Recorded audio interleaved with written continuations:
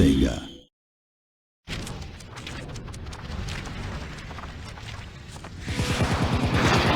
45 years after his debut on the pages of a comic book, Iron Man is set to be unleashed onto the big screen with his first major motion picture. In order to create an Iron Man game to accompany the film, Sega enlisted the aid of Montreal developer A2M. A2M is a very strong character-based studio. Iron Man is the game that brought me to the company. I mean, I wanted to really work on Iron Man. I'm personally a big fan of superheroes, so I was just really happy to get a chance to work on this project. I think that's a big opportunity for us to show what we got. Iron Man first appeared in Tales of Suspense number 39 as part of a new wave of superheroes unleashed by Marvel in the early 60s. 62 and 63 were really big years for Marvel, where we produced, Stan Lee and company produced quite a number of our major icons. Compelled to do something different, Stan Lee, along with Larry Lieber, Don Heck, and Jack Kirby, conceived the idea for Iron Man. I think I was getting a little bit conceited, and I thought, I'm going to try something that you wouldn't think would succeed, but I'm going to make it work. You know, it became a challenge. So Tony was all the things that I thought people hated at the time, and I said, I'm going to make them like them. Well, basically, he took comic books and changed them. I mean, up until that point in the 60s, comic books were all about these righteous characters who are great and awesome, but they were kind of one-dimensional. With Iron Man was a guy who wasn't really likable to begin with. He was, introducing a guy who was a 30s millionaire playboy to comic book fans. Like, why should I like this guy? But he was able to take these characters and, despite all their flaws, make them lovable, relatable. So, okay, I had a rich industrialist who made war weapons and so forth, but why was he a superhero? So I decided he'd be a guy in an iron suit of armor. And I thought, it shows how original I can be. An iron suit of armor, I'll call him Iron Man. Unlike other superheroes imbued with preternatural abilities or superhuman strength, Iron Man is a product of self-preservation, ingenuity, and redemption. Yeah, he starts off as a guy who's, in captivity, is injured by his own weapons, and he's on the verge of dying, and then builds what turns out to be the Iron Man suit, originally to save his life. So he has to build this machine around his heart that magnetically keeps the shrapnel away. And if the machine stops working, it digs in until it pierces his heart and kills him. For the past 45 years, Iron Man has thrilled fans around the world as part of comic book lore. But now the man in the iron suit of armor is about to take on his biggest audience, moviegoers. Well, Iron Man, first and foremost at this point, means major movie property, franchise for us. He is the inaugural character, the inaugural launch of Marvel Studios. What Marvel is really good at is they're really taking care to not only preserve, what the fans like, but doing things to make it appeal to a wider range of audience, stuff that everybody can relate to. And that's the thing with all these comic books, is that they always have these general, fundamental human kind of, sensibilities, and, bring them out to a wider range of public who wouldn't necessarily go in the comic store, but they'll watch a movie, and the same people will probably end up, playing the video games. Designing a game around Iron Man's many varied abilities and powers presents some developmental challenges along with some interesting gameplay experiences. Yeah, it's actually hugely difficult. I think one of the things that makes Iron Man so compelling, but also makes him difficult, is he can do so much. He can fly, he's got super strength, he's got, the armor shield, the unit beam, the repulsor blast, all these different things. You've got to balance gameplay for all those things. Iron Man flies around, so we're going to have to look at opening the environments, creating a little more open, less linear. Very, very challenging for game development. Anybody can be creative if you have no limit. Anybody can come up with any crazy idea. It's more fun to do it when you're like, okay, no, I can't go there. This is the box that's defined for me. Okay, let's see how far I can push that box while staying in that box. We can't really load and unload parts of levels when your character can fly everywhere and go everywhere and see everywhere at the same time. So that's been the biggest challenge for sure. In order to bring these characters to life, Sega and A2M were able to enlist many of the film stars to reprise their roles. Yeah, when we cast Robert, we had the reaction was, I never would have thought of it, but he's perfect. And that's sort of what you're going for. You want to surprise people, but you don't want to take them so far afield of what their expectations are that they're turned off to the project. You want them to be excited and intrigued by it. Well, I think the luckiest thing that happened was getting Robert Downey Jr. to play Tony Stark. That guy was born to be Tony Stark. When I first saw him, you know, with his little beard and everything, the way Tony has it, and I saw him in a scene, oh man, that was so gratifying. The great thing about Tony Stark is that he doesn't have any superpowers per se. He's just kind of a genius and a weapons manufacturer and a general ne'er-do-well badass. With both a feature film and video game, 2008 looks to be an invincible year for Iron Man.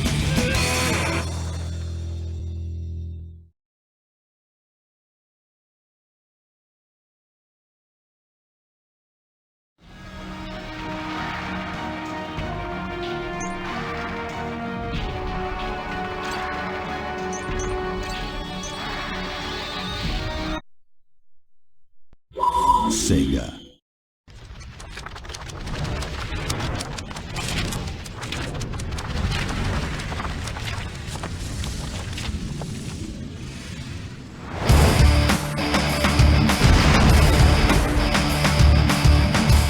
Austin, Texas is a long way from Hollywood, but the team at Edge of Reality, based in the capital of the Lone Star State, are keeping in touch with the Incredible Hulk film crew, including director Louis Leterrier, as they bring to life the video game adaptation of the film.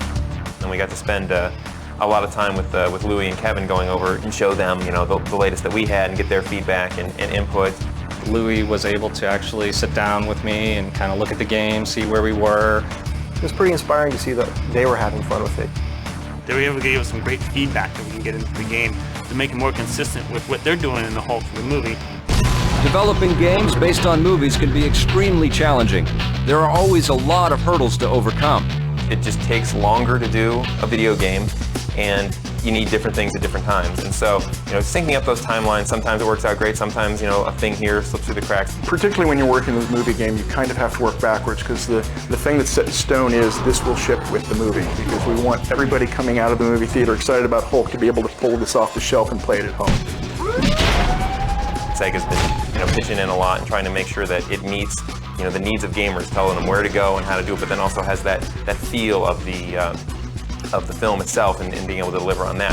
However, as many challenges as a movie tie-in can present, making big games based on big movies also has its rewards. Being able to do a creative project without limits can actually sometimes be quite choking, because you don't know what to do first. So what you do is you accept sort of the frame, the constraints on what you're doing. And that's an ingredient, and a lot of times that can spark creativity. We're building our CG version, they're building theirs, and there's some back and forth, and we want to get reference and pass it back and forth. The movie guys take a look at what the game's doing, and so we've, you know, gone through some iteration and revisions. Marvel is there with us, you know, the whole time, giving us advice on what sort of directions they might want to see. We've been working with Marvel pretty closely on these characters, and they've been supplying us with concept art and renders of their characters. Although the game follows the story arc of the film, it also has to expand on the story in order to offer more interactive experiences. We definitely want to exploit and leverage and take advantage of any of the material that's out there that's not just film-based, but that takes people to places that, you know, 120-minute film can't do. Taking our own content, our own storylines, and working with us to figure out how it fits in with the reality of the movie and the truism of the Marvel Universe. Everyone's been so enthusiastic and really helpful in terms of trying to find places where the game and the movie can kind of cross-pollinate with each other. With a solid partnership between filmmaker and game developer, Marvel and Sega have ensured a product based on mutual respect, admiration, and constant collaboration.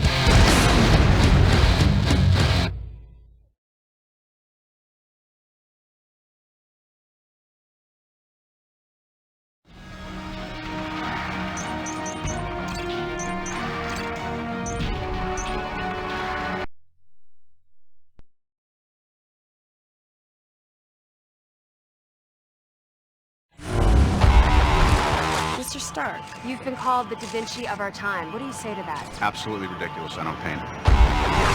What do you say to your other nickname, the Merchant of Death? That's not bad.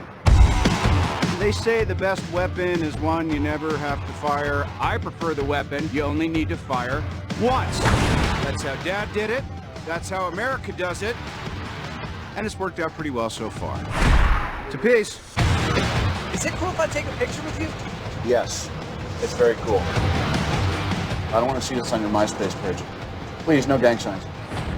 No, throw it up. I'm kidding.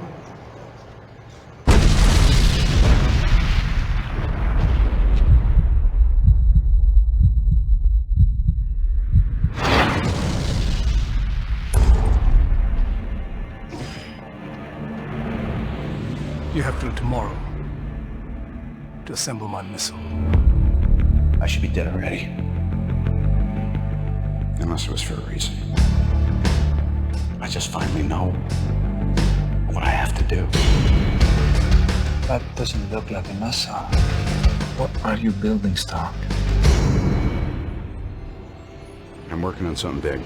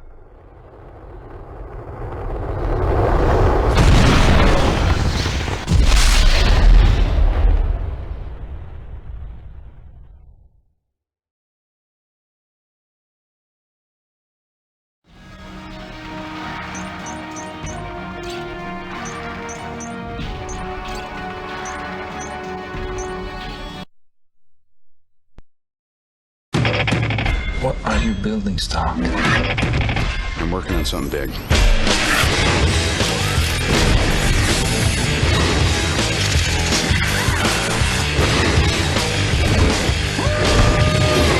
Yeah, I can fly. I just finally know what I have to do.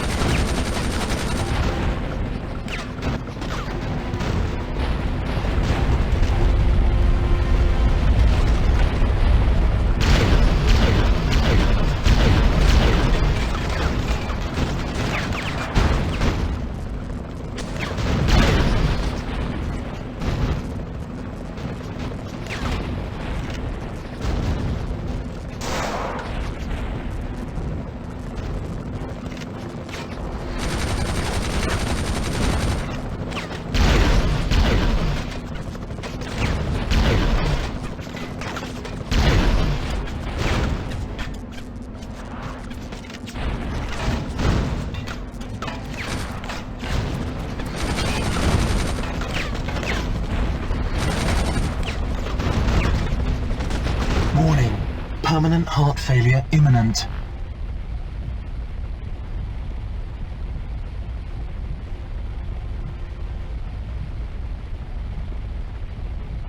All systems back online.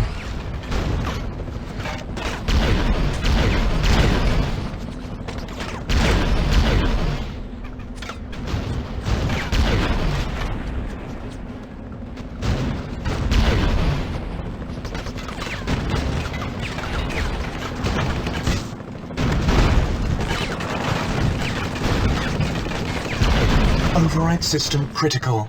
Permanent failure imminent.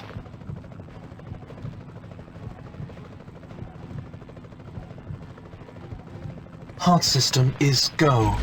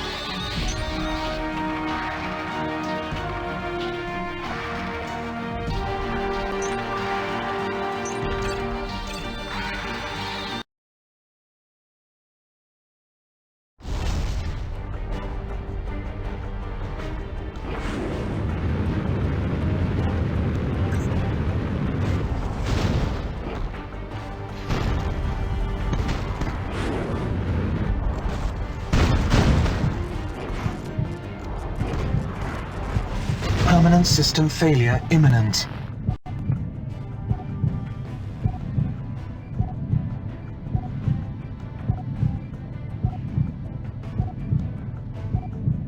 System back online successfully.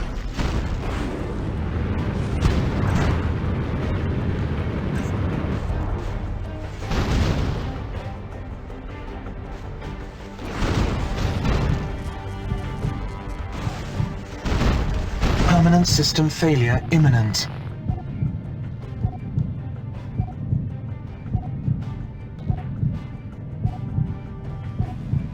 Failure averted. Condition normal.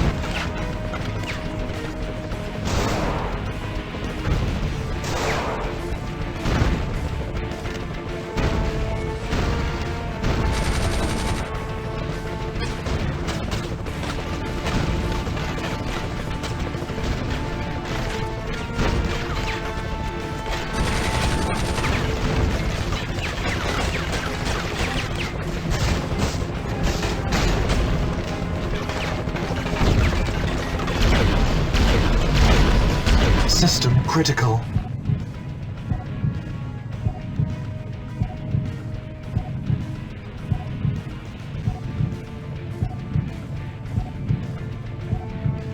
Heart system is go.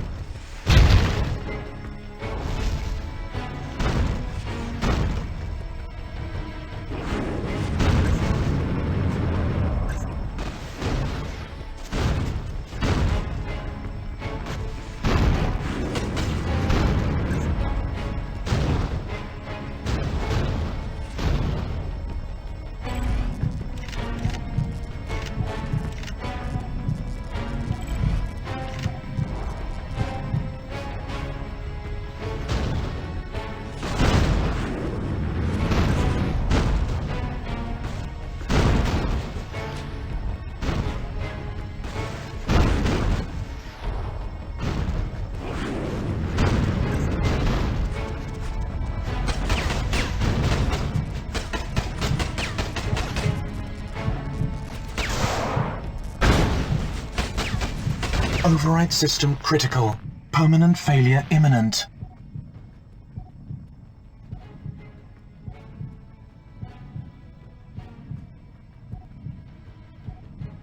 Manual override successful.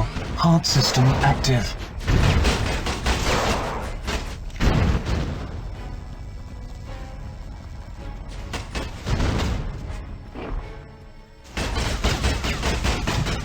Permanent system failure imminent.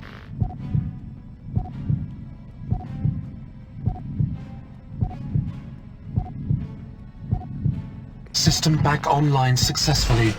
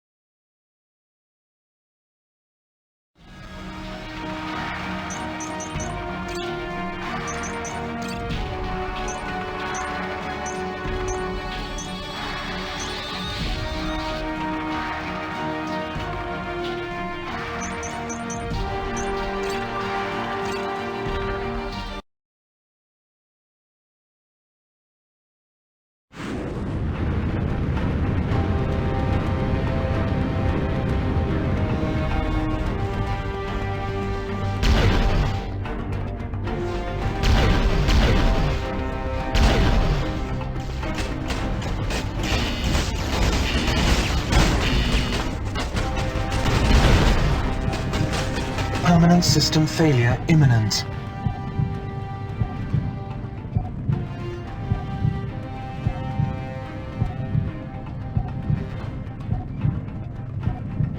System back online successfully.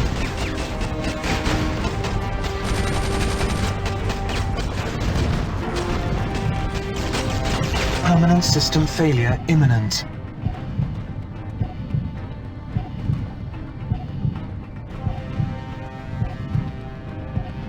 Hard system is go.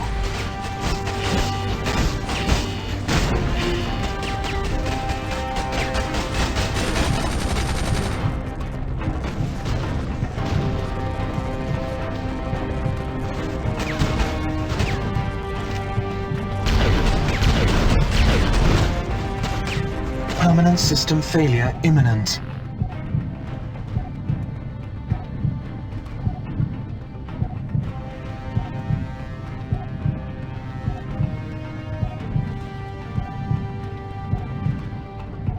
Manual override successful. Hard system active.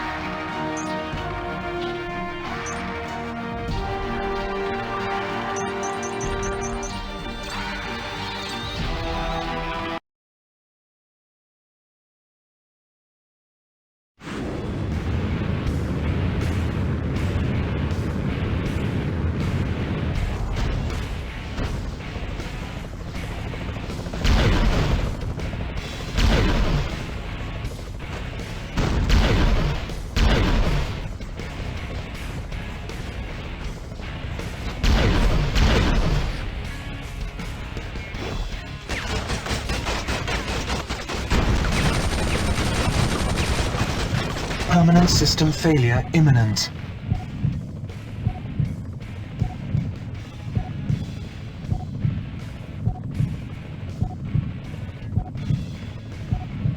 Manual override successful. Hard system active.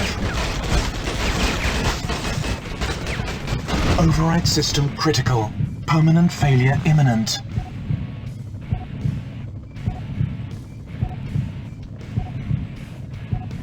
All systems back online.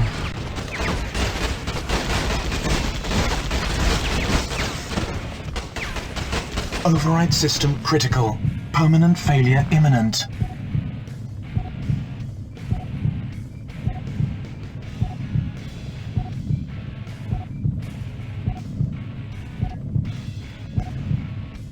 System back online successfully.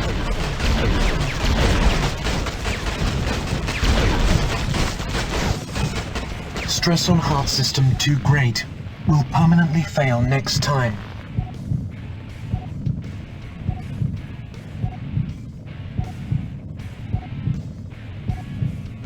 All systems back online.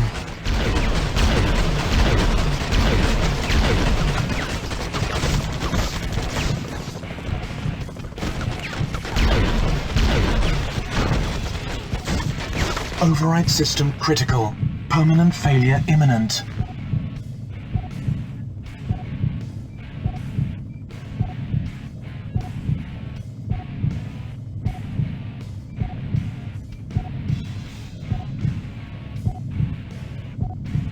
Manual override successful. Heart system active.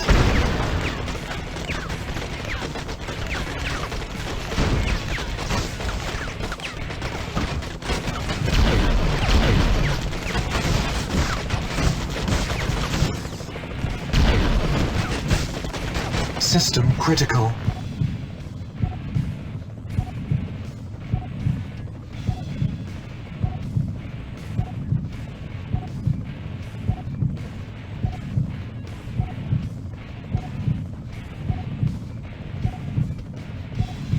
Failure averted. Condition normal.